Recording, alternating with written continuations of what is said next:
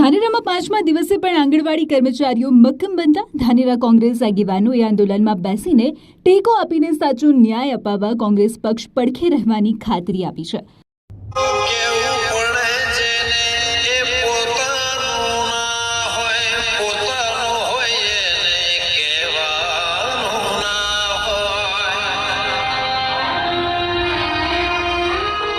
ધાનેરામાં છેલ્લા 5 દિવસથી આંગણવાડી કર્મચારીઓ આંદોલન પર છે.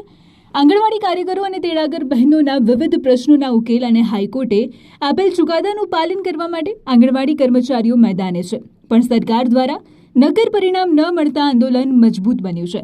બીજી બાજુ આઈસીડી ઓફિસે આંદોલનમાં બેઠેલા કર્મચારીઓને નોટિસ આપીને આંદોલન કચડવાની કોશિશ થતા આજે ધાનેરામાં પૂર્વ એમએલએ નથાભાઈની સાથે કોંગ્રેસ નગર અને તાલુકા પ્રમુખ પણ બહેનોના વચ્ચે બેસીને કોંગ્રેસ પક્ષ દ્વારા ટેકો આપ્યો હતો. સરકાર સામે પોતાના હક માટે લડતી બહેનોને વારે ચડીને સરકાર અને તંત્ર પર આક્ષેપ કરીને જણાવ્યું કે પોતાનો વટ છોડીને આ કર્મચારીઓને પડખે સરકારે ઊભું રહેવું જોઈએ. ઓછા પગારમાં વધુ કામની જગ્યાએ સરકાર કામ મુજબ વેતન આપવાની શરૂઆત પણ કરાવવી જોઈએ. કોંગ્રેસ આગેવાનોએ આંદોલનમાં સ્ફોટ કરવાની ખાતરી આપતા આંદોલન કરતા કર્મચારીઓની હિંમતમાં વધારો થયો હતો. આજે અમારી સરકાર ઉપરથી દબાણ છે એટલે અમારી બધી બહેનો હાજર થવા આવી છે, પણ બહેનોને એવું છે કે અમારે હાજર નથી થવું. પણ હવે અમારે જે યુનિયન લીડર છે એ પણ અમારે ડગમગ્યું. અમારી બહેનોને જવું ક્યાં, કોનો? આજે અમારે હડતાલનો 5મો દિવસ છે. અમે હડતાલમાં જડાય 4 દિવસથી અમે હડતાલમાં જડાઈએ છીએ, પણ આટલા દિવસ અમારું યુનિયન કમ્પ્લીટ હતું. અચાનક યુનિયનમાં રાતે સમાચાર અમારે મેસેજ પડ્યો કે તાત્કાલિક ધોરણે હાજર થઈ જાઓ. અમે હાજર થવા તૈયાર છીએ, પણ અમારી કોઈ માંગણી સરકારે સ્વીકારી નથી. આખા ગુજરાતની અંદરથી જ્યારે હાઈકોર્ટે પણ ચુકાદો આપ્યો છે કે આંગણવાડી બહેનનો પગારમાં વેતનમાં વધારો કરવો અને કામગીરીમાં જે એમની માગણી છે એ માગણીઓ સ્વીકારવી, છતાં પણ સરકારના 6 મહિનાથી વાયા વગર છતાં એનો અમલ થતો નથી અને આ સરકારની ઊંઘ ઉડતી નથી. સરકારની ઊંઘ ઉડાડવા માટે, સરકારને જાગૃત કરવા માટે સરવાળે બહેનોને એ પોતાને આંદોલન કરવું પડ્યું છે અને હડતાલ ઉપર બેસવાનો 5મા દિવસથી બેઠા છે, છતાં કોઈ સરકાર સંભાળવા માટે તૈયાર નથી. આજની તારીખમાં અમે પોતે પણ કોંગ્રેસ પણ એમના વારે આવી છે. સતત રજૂઆતો છતાં સરકાર અને તંત્રની બેવડી નીતિને કારણે આંગણવાડી કર્મચારીઓની સ્થિતિ કફોડી બની છે. ત્યારે આવું જાણીએ કયા કયા મુદ્દે ચાલી રહ્યું છે આંદોલન.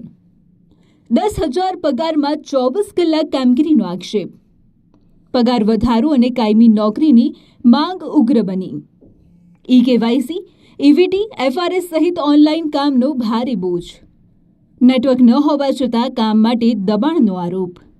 વધારાના કામથી બાળકોની પ્રવૃત્તિઓ પર અસર.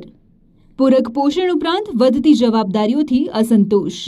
નવો મોબાઈલ અને સુવિધાઓની માંગો નહીં સ્વીકારાય તો આંદોલન ઉગ્ર બનાવવાની ચીમકી. કરાવવા હોય એ વખતે આ બહેનોનો ડ્રેસ બદલીને આવી જાય એનો કેટલો દુરુપયોગ કરવામાં આવે છે.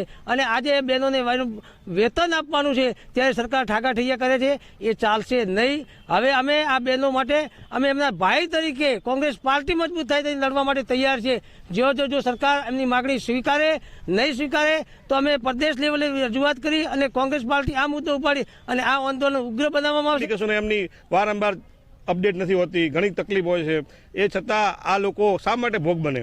ઉપરથી એપ્લિકેશનો બને, મોબાઈલ એમને આપવામાં એમાં ભ્રષ્ટાચાર થયેલો હોય છે, એટલે ઘણીવાર એમની સિસ્ટમ પણ કામ નથી કરતી, એપ્લિકેશનો ખુલતી પણ નથી, મોબાઈલો કામ નથી કરતા, અને એ ટાઈમે એમને એટલું પ્રેશર આપવામાં આવે, એટલું માનસિક રીતે ટોર્ચર કરવામાં આવે, એટલે એમનું ફેમિલી છે, એમની પોતાની જવાબદારી છે, એ લોકોને એટલી હદે પરેશાન થાય છે. એટલે એટલા માટે જ આ લોકોની રજૂઆત છે કે અમને આમાંથી મુક્તિ કરાવો અને અમને જે એમનો હક છે, જે એમને હાઈકોર્ટે પણ એમને કહી દીધું છે, ચુકાદો આપે છે, તો સરકારને શું પેટમાં પાણી નથી હલતું.